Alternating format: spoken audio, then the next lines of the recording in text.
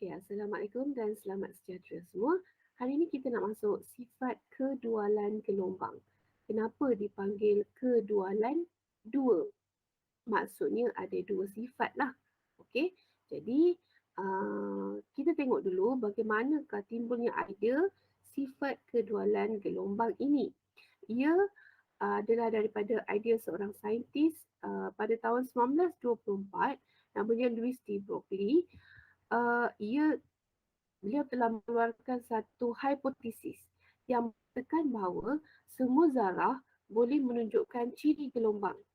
Maksud ciri gelombang ini adalah uh, seperti ia boleh dibelaukan, boleh dibelau,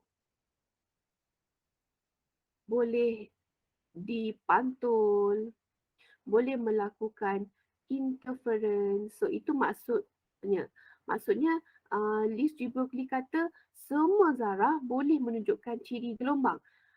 Dalam erti kata lain, semua zarah boleh dibelaukan, boleh dipantul, boleh melakukan interference. Itu maksudnya. Alright.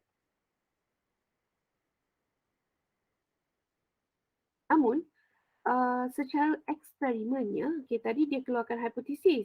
Kemudian ia cuba membuktikan secara eksperimen. Dalam eksperimen dinyatakan bahawa zarah yang mempunyai jisim yang besar sukar menunjukkan ciri gelombang. Okay, contoh zarah jisim besar, contoh seperti bola, guli, ya, dia tak boleh menunjukkan ciri gelombang. Kenapa? Okey, salah satu sebabnya adalah kita akan lihat dari segi nilai pemalar Planck-nya adalah sangat kecil, iaitu nilai H itu sangat kecil. Nilai H adalah 6.63 darab 10 negatif 34 joule saat. Jadi zarah yang berjisim besar ini dia sukar untuk menunjukkan ciri gelombang. Kalau kita tengok bola, sukarlah, bolehkah kita nak tengok ia dipantulkan, melakukan interference? Sukar, okey, sukar. Jadi, Louis de Broglie dia meramalkan bahawa ciri gelombang hanya boleh dilihat bagi zarah-zarah yang ringan sahaja. Zarah-zarah yang ringan sahaja yang boleh menunjukkan ciri gelombang.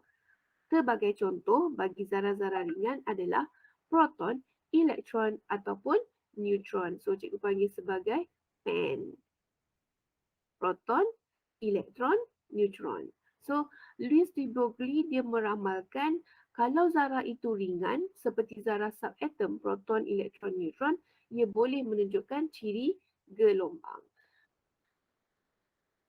Okey, pada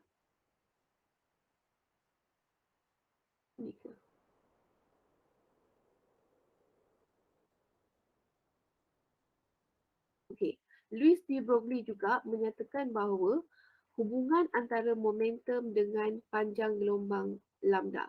So, saintis ini dia cuba untuk menghubungkaitkan antara momentum dengan panjang gelombang. So, Louis de Broglie come out dengan satu formula iaitu lambda sama dengan H bahagi dengan P. Di mana H itu adalah pemalar Planck.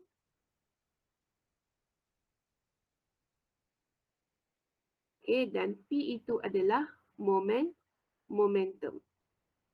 Nilai momentum zarah. Lambda adalah panjang gelombang. Okey. Kemudian Louis de Broglie dia cuba juga nak hasil daripada formula tu, dia cuba juga untuk menghubungkaitkan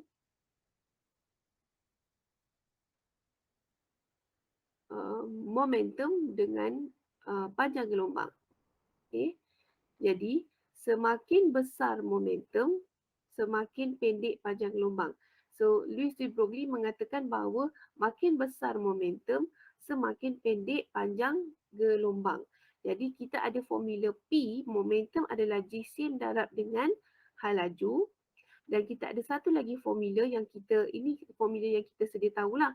Kemudian kita ada formula lambda sama dengan H per P yang kita dah dapat dari sini tadi. Okay. Jadi kita nak cuba masukkan nilai MV ni kita tahu ia adalah P. kan. Okay, so kita masukkan nilai dia dalam ni. Jadi kita dapat lambda sama dengan H bahagi dengan MV. So P ni kita gantikan dengan MV. So kita dapatlah lagi satu persamaan lambda sama dengan H bahagi dengan MV.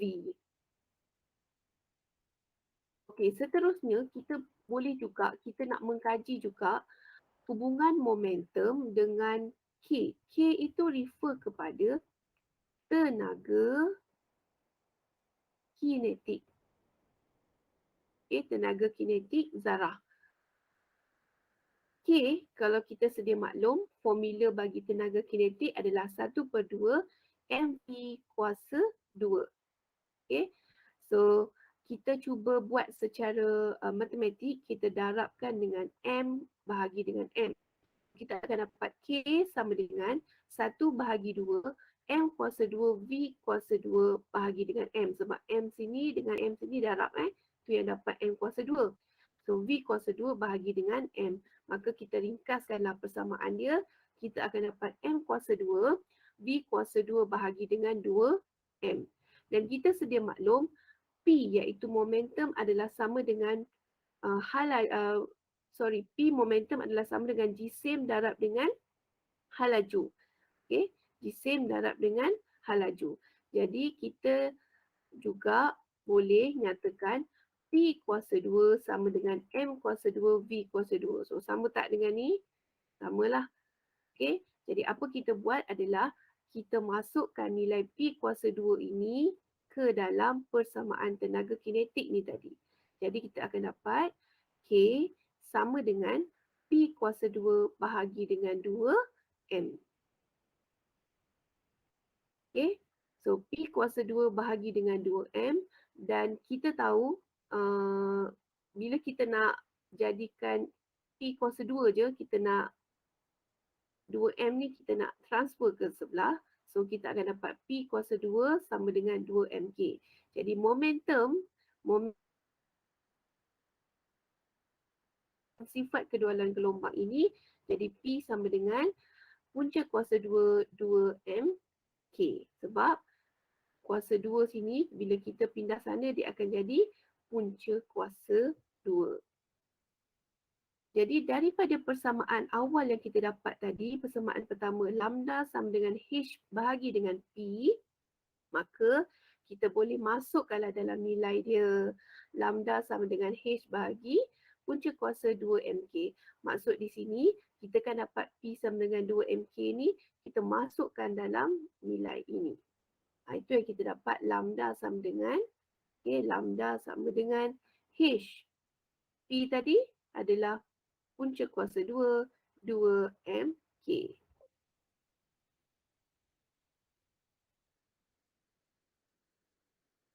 Okay, sorry.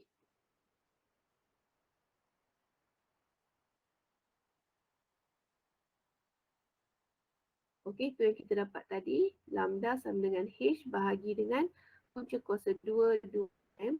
Okey, dapatlah ini persamaan yang ketiga. So dalam sifat kedualan gelombang, kita ada satu lagi formula yang nak menghubungkaitkan dengan tenaga kinetik. Jadi, selepas Louis de Broglie dia buat ramalan pada tahun 1924. Dan after kan melalui eksperimen. Maksudnya dalam eksperimen ini dia buat kajian.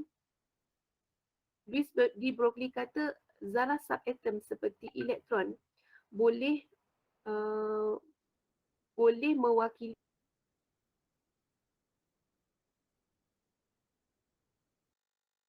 dapat disahkan melalui satu eksperimen.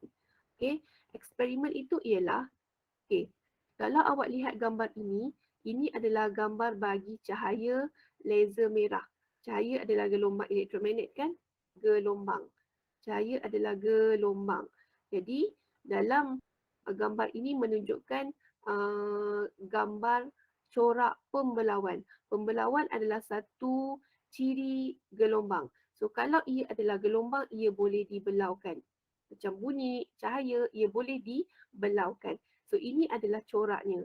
Kemudian satu eksperimen telah dibuat. Mereka buat saintis telah menjumpai corak pembelawan elektron melalui lapisan grafit nipis. Jadi corak ini adalah sama seperti corak pembelawan bagi cahaya. So maka dapatlah disahkan bahawa apa yang Liz de Broglie cakap tu adalah benar melalui eksperimen, iaitu bila mereka buat untuk elektron, mereka dapat corak seperti corak pembelawan gelombang. Jadi disahkanlah bahawa pembelawan. Jadi dapatlah disahkan bahawa elektron itu bersifat seperti gelombang. Jadi betul lah tadi Luz de Broglie kata zarah yang ringan ia mempunyai ciri-ciri gelombang. Proton, elektron dan neutron itulah. Okay, tapi dalam eksperimen ini ia berjaya dibuktikan menerusi subzara atom elektron. Okey, jadi didapati panjang gelombang de Broglie bagi satu alur elektron adalah kira-kira 1000 hingga 10,000 kali lebih pendek berbanding dengan panjang gelombang cahaya. Okey, jadi sifat ini dia penting untuk penghasilan pembesaran yang lebih tinggi dalam operasi mikroskop elektron. Kita ada ini sebagai mikroskop cahaya. Dan kalau seperti dekat hospital, dekat universiti atau pusat-pusat kajian seperti MINS,